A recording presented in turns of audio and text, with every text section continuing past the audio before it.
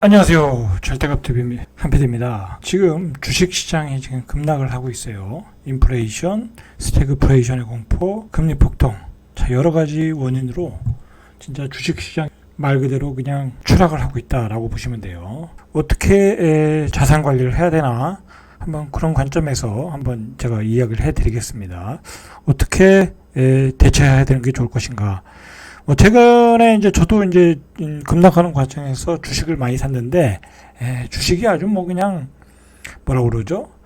뭐 떨어질 때는 5%고, 반등하면 1%예요. 그러니까 이건 의미가 없어요. 지금은 모두가 팔자예요. 그냥 위에 있는 매물들이 다 팔자야. 사자고 하는 매수는 뭐냐면 한 뭐 팔자에 한 10%밖에 안 돼. 뭐 예를 들어 장기 투자하러 들어오시는 분들, 아니면 데이 트레이딩 하시는 분들. 자, 그러니까 이거는 떨어질 수밖에 없는 장이야. 그리고 온 세계가 지금 너무나 안 좋은 상황이에요. 지금 상황 긴축이잖아요. 저수지에서 물을 빼는 거잖아요. 그죠? 그동안 풀렸던 유동성을 뺀다. 지금까지 다 빌려서 집 사고 주식 사고 코인 샀잖아요. 그죠? 근데 그 돈을 갚으라는 얘기잖아요. 이게 객관적으로 보면 이 자산, 그동안 많이 버블이 끼었던 자산이 올라갈 수가 없는 거. 자, 우리가 이제 그런 상황을 좀 명확하게 인식을 할 필요가 있을 것 같아요. 냉정하게. 그동안 자산들이 버블이 끼었던 것은 바로 유동성이었다. 야, 그 돈을 빨아들이겠다. 다시 금리를 올리겠다. 이건 뭐 도저히 어떻게 할 수가 없는 상황이에요. 그러니까 S공포, 스태그플레이션의 공포가 오고, 이제 뭐 경기 침체, 이미 경기 침체가 왔잖아요. 그리고 하반기로 갈수록 경기 침체가 극심하게 올 거라는 건 뭐 자명한 사실이에요. 지금 뭐 세계의 그 유명한 구루들도 뭐 경기 침체가 올 확률이 50% 정도라 얘기하잖아요. 50%가 넘는다라고 하죠. 100%다라고 얘기할 수는 없잖아요. 그 정도 얘기하면 그 사람들은 그 세계적인 그 자산운용사, 헤지펀드들 뭐 그런 사람들이 얘기하는 건 다 의미가 있는 얘기예요. 그냥 하는 얘기가 아니에요. 그만큼 그 사람들도 그런 포지션으로 잡았던 얘기고, 이건 세상의 방향이 바뀌었다. 이제 그렇게 흘러갈 수밖에 없다라고 어떻게 보면 도장을 찍는 얘기예요. 그럴 때 우리가 무엇에 투자를 해야 되나, 어떻게 자산 관리를 해야 되나, 우리가 한번 생각을 해봐야 돼요. 개인적으로 생각할 때 지금 주식 굉장히 위험한 상품이야. 제가 이제 요즘 저는 주식을 계속 했잖아요. 바닥서부터 뭐 3,300, 3,200에서 팔고, 또 한 2,700 정도부터 또 다시 사고 뭐 그랬잖아요.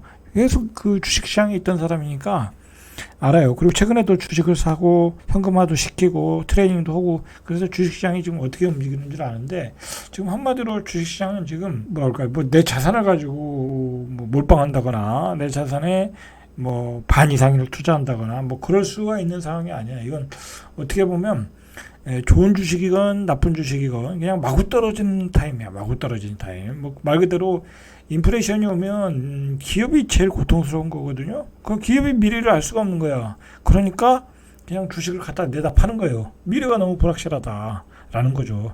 그래서 이런 인플레이션 시대에 가장 불리한 것은 주식 투자야. 그러니까 제가 보기에는 이 인플레이션과 어떤 그리고 이제 지금 문제가 되는 게 이제 우크라이나 전쟁으로 그게 인플레이션이 또 가속화됐잖아요. 이게 해결의 기미도 없고, 그리고 큰 틀에서 보면 미중러의 패권 전쟁이 시작됐기 때문에 이제는 그 세계화가 깨져버렸어. 이제 세계화를 어떤 세계 경제에 도움을 줬던 것은 저물가였거든요. 중국을 통한 저물가, 러시아의 풍부한 자원. 자, 그런데 그게 깨져버렸잖아요. 이제는 고물가가 당분간 유지될 수밖에 없어요. 그리고 우크라이나 전쟁이 끝난다고 해서 미중러가 냉전이 평화의 모드로 갈 수는 없겠죠. 지금 그런 모드로 갈 수가 없어요. 지금 유럽은 그 러시아의 그 어떤 그 동진으로 굉장히 긴장을 하고 있고, 어떻게 보면 이제 서로가 더 경계를 할 수밖에 없는 상황으로 갈 수밖에 없어요. 네, 그런 상황으로 갈 수밖에 없고, 나토도 이제 중국은 굉장히 경계해야 될 적국이다. 자, 그런 표현까지 쓰고 있잖아요. 자, 그만큼 이제 세계화가 깨졌고 저물가는 깨졌다. 그러면 인플레이션은 계속된다. 자, 그러면 기업은 어려워진다. 자, 그러면 우리가 주식 투자는 당분간은 굉장히 보수적으로 가야 된다. 지금 있는 것만 가져가시고 이제 투자를 좀 미뤄야 될 것 같아요. 그리고 조금 손해를 봤다고 하면 그냥 손절하고 나오는 게 좋아. 제가 보기에는. 자, 그리고 부동산은 한마디로 이번 어떤 유동성의 가장 큰 수혜를 본 데는 부동산이에요. 그리고 부동산에 이렇게 많이 올라갔던 것은 어떤 가수요도 있고 실제로 집값이 올라가면서 집값이 급등하는 과정에서 더 올라간다고 생각하니까 무리하게 대출 받으신 분들이 있잖아요. 그게 연끌이고.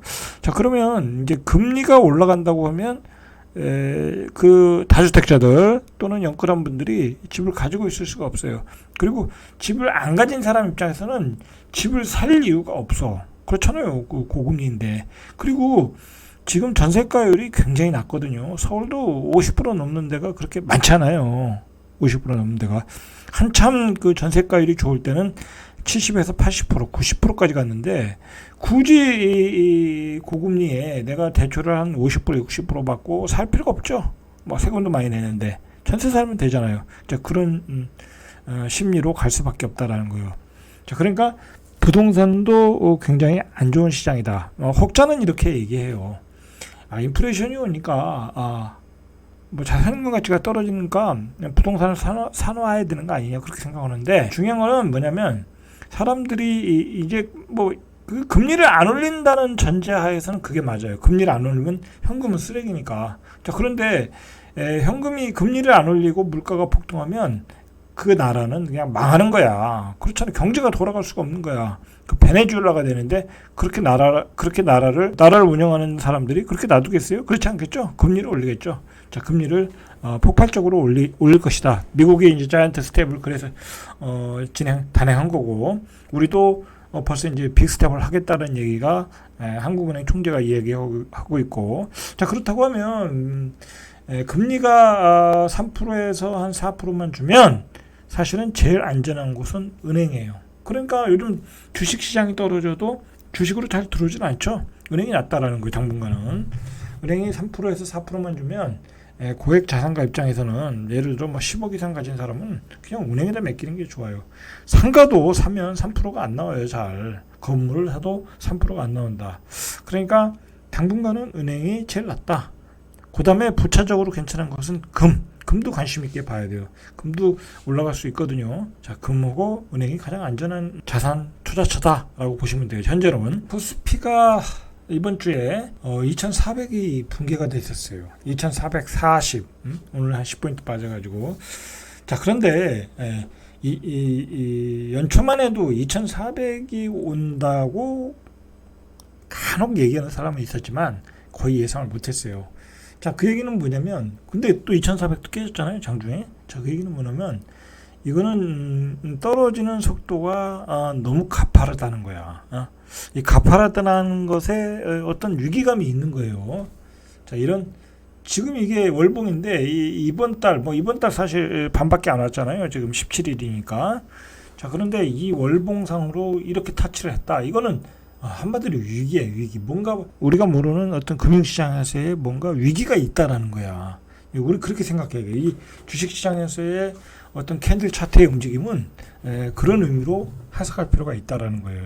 너무 가파르게 떨어졌다. 제가 이제 앞에서도 얘기했지만 주식 투자를 가능한 한 이제 하지 말자고 하는 것은 물론 이제 2,600을 깨지 않았다고 하면 괜찮았어요. 뭐 저도 이제 2,600에서 한 2,700 뭐 그 정도의 어떤 밴드를 가지고 뭐 트레이닝을 하자라고 한두 달 전에 얘기했어요. 그러나 2,600이 깨져버렸단 말이에요. 이렇게 깨질 때는 이제 의미가 없는 거야. 이 바닥을 모르는 거야. 이제 이쪽 바닥이 2,200 정도인데 이것도 아닐 수도 있다라는 거예요. 이것도 아니고 2,000이 될 수도 있다라는 거예요. 2,000이 깨질 수도 있고 1,800이 될 수도 있다라는 거야. 알 수가 없다라는 거예요. 이 유동성의 휴유증을 우리는 한번 이제 경험할 수가 있다라는 거예요. 자, 어쨌든 이 떨어지는 속도가 너무 가파랐다라는 것은 우리가 모르는 위험이 임박하고 있다라는 거예요. 우리가 또 생각해야 될 게 뭐냐면 왜 연일 뭐 4천억, 5천억, 3천억, 뭐 7천억 연일 매도를 할까? 자, 우리가 한번 생각을 해봐야 돼요. 왜 외국인들이 연일 매도를 할까? 뭐 그거는 사실 뭐 답은 나왔어요. 외국의 그 미국 모건 스탠리, 뭐 골드만삭스, 뭐 뱅크 오브 아메리카 그 유명한 CEO들이 다 얘기하잖아요. 경기 침체가 오고 인플레이션으로 장기간의 어떤 힘든 경제 상황으로 가고 있다. 뭐 그게 답이죠. 뭐가 있겠어요. 뭐 외국인들이 팔 수 있는 거는 파는 이유는 그거다. 그리고 계속 지금 돈을 연준에서 빨아들이잖아요. 그러면 이제 그동안 빌렸던 돈 빌려서 투자했을 거 아니에요. 외국 펀드들도 특히 뭐 해치 펀드들 다 그 차입으로 운영하는 거잖아요. 그 레버리지를 몇 배 쓰겠어요. 자 그러면 걔네들이 돈을 결국은 신흥시장에서 다시 회수를 해야 되니까 가장 그 유동성이 좋은 가장 팔기 좋은 상품 종목이 삼성전자, 하이닉스잖아요. 자 그런 종목을 그냥 계속 갖다 파는 거야. LG전자 그동안 많이 올라던 종목들 계속 팔고 있다. 이 외국인이 이렇게 팔면 우리 주식시장은 이제 갈 수가 없어요. 이제 주식시장이 싸 보이거든요. 싸 보이. 삼성전자가 뭐 6만 원, 9만 원에서 6만 원 떨어졌으니까 싸 보인다. 그렇게 해서 그 개인들이 많이 사고 있거든요. 아니다. 큰일 난다. 그것은 아니에요. 지금 삼성전자를 개인들이 20조 정도 주식시장에 투자를 했는데 15조를 삼성전자와 삼성전자 우선주를 받은 거야. 그러면 외국인과 기관이 각각 뭐 8조, 7조를 그렇게 매도를 했다고 그래요. 자, 그러니까 이게 시장이 가겠냐고. 지금 한참 떨어지는데 경제 상황은 분명히 앞으로도 안 좋다는데, 앞으로도 안 좋다는데, 뭐 왜 지금도 그 떨어지는 칼날을 받고 있냐라는 거죠. 문제가 있어요. 자, 어쨌든 가능한 한 시간을 두고 지금은 주식시장 기다려야 될 타임이지, 여러분들이 들어가서 온몸으로 이렇게 막을 때가 아니라는 거예요. 너무나 이제 경제 상황이 안 좋다라는 거예요. 뭐 그런 얘기도 해요. 주식시장이라는 건 이렇게 시장의 공포가 지배할 때 뭐 떨어지는 칼날을 잡아야 되지 않냐 뭐 그런 얘기를 하는데, 자 그런 경우는 뭐냐면 그냥 나는 한 달에 100만 원씩 뭐 아니면 돈이 많은 사람은 1000만 원씩 그렇게 매수하시는 분들은 그렇게 사도 돼요. 자 그러나 뭐 내 재산을 반을 투자한다든지 30%를 투자한다든지 절대 그런 건 안 된다. 뭐 내가 그냥 정기적으로 100만 원, 200만 원씩 사더라도 삼성전자는 아니라는 거. 삼성전자는 왜냐면 삼성전자를 이렇게 개인들이 받아주면 나중에 올라갈 때 올라갈 수가 없어요. 뭐 그렇게 몇십 조를 다 팔아먹었는데 뭐 앞에 다 개인 매물인데 외국인들이 그거 올려주겠습니까? 다른 주식을 땡겨버리지. 자 그렇다는 거예요. 자 그래서 지금 개미들한테는 지금 지옥이 되고 있는 증시예요. 자 19개월 만에 오만전자 외국인 지분율이 삼성전자가 지금 50%가 깨졌어요. 오늘 같은 경우에 삼성전자가 한 750만 주, 최고 이번 주인가 며칠 전에 한 800만 주 이상 팔았는데 너무 많이 팔고 있다. 자 그래서 지금 삼성전자는 개미들 무덤이 되고 있고, 믿었던 국민주가 줄줄이 반토막 나서 개미 증시가 지옥이 되고 있다는 거예요. 지옥이 되고 있다. 그리고 최근에는 떨어지는 각도가 너무 급해요. 떨어지는 그 포인트가 급하기 때문에 자 이럴 때는 일단 피해. 자, 외국인이 이렇게 7조 5천억 정도, 기관이 6조 7천억 정도, 4조 3천억 정도를 매도했다는 거예요. 삼성전자에서. 그래서 삼성전자의 소액 주주수가 지난해 말 기준으로 506만 명 정도. 엄청나죠. 지금 506만 명이 뭐 때로는 한 10%, 20%, 30%, 많게는 뭐 35% 이상 손해를 보고 있는 거예요. 지금 어마어마하게 손해를 보고 있다. 가슴이 아프죠. 자, 이 문제는 뭐냐면 지금 성장주가 그동안 그 버블이 많이 꼈던 성장주가 또 빠지고 있잖아요. 닷컴 버블과 같이. 자, 그런데 그 성장주와 함께 그 같이 빠지는 이게 자산이 뭐냐면 이 코인이에요. 코인. 자, 코인이 그나마 기업이라는 것은 성장할 수 있다라는 어떤 잠재력이 있고 주식시장에 계속 남아있을 수가 있는데, 사실 이 암호화폐라는 것은 우리가 아직 그 활용도가 아직 뭐 검증이 안 됐잖아요. 어떤 코인이든지. 자, 그러니까 이게 빠지기 시작하면 거의 패닉셀링이야. 패닉셀링. 자, 미국 최대 암호화폐 거래소 코인베이스 주가가 올 들어 78.1%가 하락했대요. 자, 이렇게 급락을 하고 있어요. 지금 미국의 성장주들도 이거보다 더 빠졌어요. 90% 빠졌어요. 성장주들은. 비트코인 트레저리스에 따르면 마이크로 스트래티지 지난 3월 말 기준 전 세계에서 비트코인을 가장 많이 보유한 기업이에요. 이 마이크로 스트래티지. 자, 가격이 이 회사의 경우에 비트코인을 가장 많이 보유한 이 회사의 경우에 비트코인이 21,000달러 밑으로 밀리면 마진콜, 이제 증거금을 추가 납부해야 된다라는 거죠. 자, 이 회사 주가도 올해 들어 69% 빠졌는데 올해 지금이 2800달러, 500달러 뭐 그 정도 하잖아요. 자, 이미 이제 마진콜 들어갔어요. 이 회사는. 물론 이 회사는 뭐 증거금을 충분히 납부할 수 있다라고 하니까 걱정이 없다고 하는데, 어쨌든 더 떨어지면 이 회사도 문제가 되고, 이 회사가 무너진다고 하면 굉장한 상징성이 있어요. 비트코인에서는. 왜냐하면 비트코인을 가장 많이 들고 있는 회사가 무너진다고 하면 비트코인은 바닥을 모르게 추락할 수 있다라는 거예요. 자, 우리가 이 비트코인 시장을 관심 있게 봐야 되냐면, 이 비트코인이라는 시장은 보니까 또 이것도 다 차입한 거야. 비트코인이 몇만 달러인가 정확히 기억은 안 나는데 어느 정도 올라갔을 때 미국의 기관들이 무지하게 들어왔어요.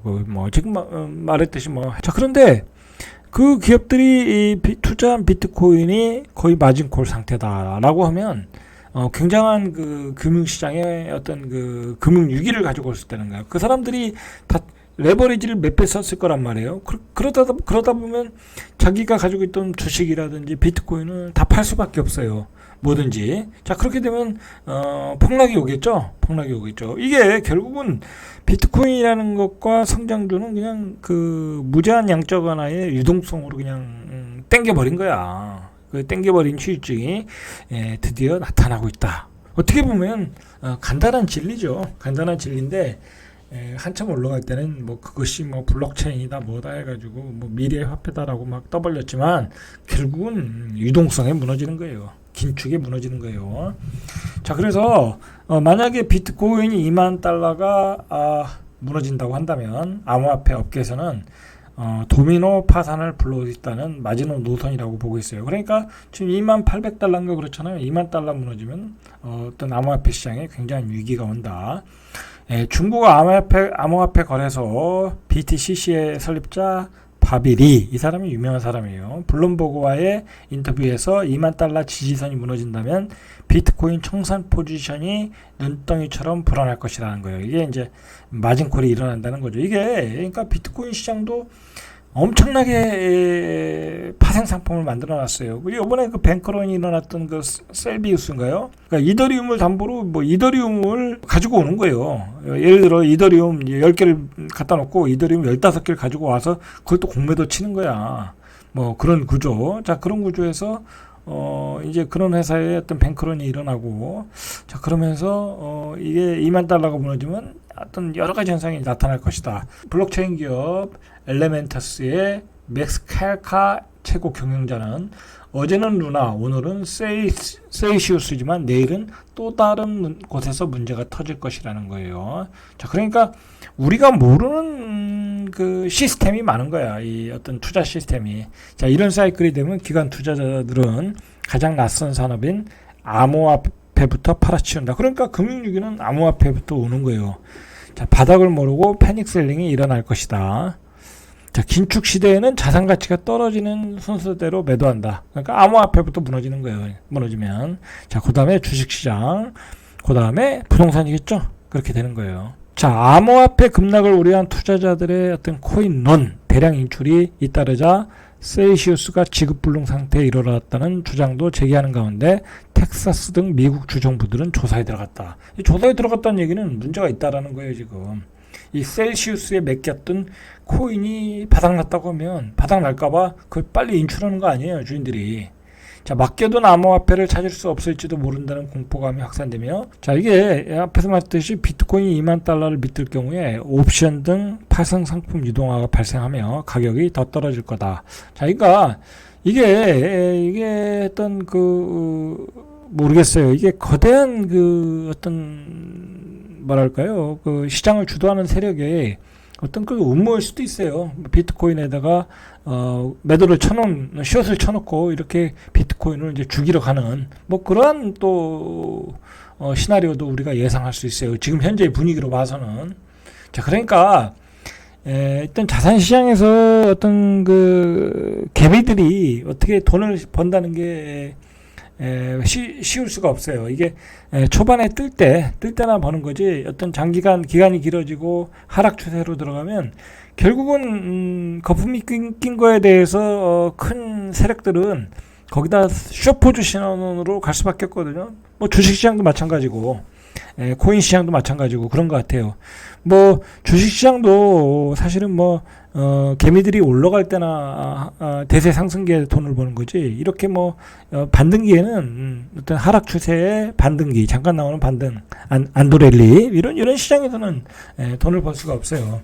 뭐 거의 뭐 이러한 그 거의 뭐 공매도를 쳐가면서 뭐 자기 물량 팔고 뭐 매도 포지션으로 가기 때문에, 그리고 엄청난 자본을 가지고 시장에 대비하기 때문에 그 숏 포지션을 가는 세력들은 뭐 그렇다고 하잖아요. 뭐 예를 들어 사는 어떤 그 매수세는 2천억이라고 계산을 하면 그 숏을 치는 세력들은 2조를 갖고 시작을 한대잖아요. 그러니까 게임이 안 되는 거야. 그러니까 주식시장이 이렇게 하락 추세에 들면 거기서 돈을 벌 생각을 하면 안 돼. 그냥 떠나야 돼. 제가 보기엔 떠나는 게 좋다. 안 그러면 그동안 벌었던 거 다 까먹는 거예요. 그리고 떠나고 한참 그 또 하락이 올 때, 완전히 바닥일 때, 모두가 두려워할 때, 뭐 증권사 직원이 도망 다닐 때, 뭐 또 자살 사건이 나올 때, 그럴 때 다시 돈 들고 들어오는 거예요. 지금은 아니라는 거예요. 지금 그동안 이제 돈이 많이 풀렸잖아요. 자, 그게 어디서 어떻게 투자했는지 우리는 몰라요. 뭐 우리가 2008년 금융위기에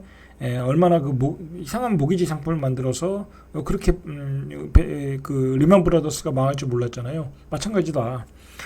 유동성이 그때보다 더 많이 풀렸는데 그게 코인 시장에 어떻게 들어갔는지, 다른 레버리지 상품이 어떻게 들어갔는지 모른다. 지금 그리고 주식시장이 이렇게 폭락했으면 이제 거의 또 이제 뭐 헤지 펀드들도 작살나는 데도 있을 거란 말이에요. 자, 그러니까 이제 그 유동성이 빠진다. 그 저수지에 물이 빠져야 그 바닥의 실체를 알 수가 있는 거야. 근데 중요한 거는 아직 그 저수지에 물이 다 빠지지 않았잖아요. 그죠? 아직 뭐 긴축을 본격적으로 시작한 게 지금이잖아요. 6월 달이니까. 자, 근데 그 긴축이라는 게 굉장히 어떤 그 지금까지 어떤 역사상 굉장히 급격하게 하는 거거든요. 자, 그러니까 6월, 7월, 8월, 9월 갈수록 저수지에 물은 급격하게 빠지면서 그동안 그 부실한 상품들, 부실한 펀드들의 실체들이 나올 거다. 자, 그러니까 그냥 6월달, 9월달까지는 그냥 가는 거야. 그냥 제가 보기에는 뭐, 살 필요가 없다. 어떤 상품이든 그냥 채권과 그 다음에 고금리 상품에 넣어놓는 게 최고다라고 보시면 될 것 같아요. 결론 내겠습니다. 그 주식 투자는 이제 미루고 반등하면 매도하라. 가능한 현금을 확보해라. 자, 그리고 은행 고금리 상품에 담궈둬라. 그리고 기회가 왔을 때 잡아라. 어떻게 보면 지금 현금을 가지고 기다리시면 아주 또 자산을 2배, 3배 불릴 수 있는 타이밍이에요. 뭐 지금 뭐 부동산 시장에서 뭐 무슨 뭐 오피스텔 사라, 뭐 초피 무피다, 뭐 지방에 또 분양권, 뭐 그런 거는 일단 상황을 모르고 철진한 얘기를 하는, 철진한 투자를 하는 거고, 현금을 딱 가지고 있으면 지금 굉장히 그 좋은 주식 엄청나게 떨어지고 있거든요. 역사상 바닥을 찍고 있거든요. 자, 그런 주식이 어떻게 보면 바닥을 찍고 대세 상승기로 들어가면 3배는 기본, 5배도 나오고 10배도 나올 수 있어요. 뭐 주식은 올라갈 때는 또 거품을 만들고 올라가니까. 자, 이제 그런 주식을 지금 찾아야 되는 거야. 찾아서 그래서 조금 사놓고 관찰을 하는 거예요. 그리고 그 기업을 관찰하고 어떤 주식에 바닥이 왔을 때, 이 저수지에 물이 빠졌을 때 투자를 할 것인가, 그걸 공부할 때지 지금 뭐 돈을 벌려고 주식시장에서 뭐 트레이딩을 하거나 뭐 그럴 필요도 없어요. 제가 보기에 괜히 정신산을 안 하고, 지금은 저수지에 어떤 알짜 잉어가 어떤 것인가 찾아야 되는 시기다라고 보셔야 돼요. 좀 공부를 많이 해야 되는 시기다. 그리고 기다리면 된다. 자, 이상 절대값 주비의 명품 PD 한 PD였습니다.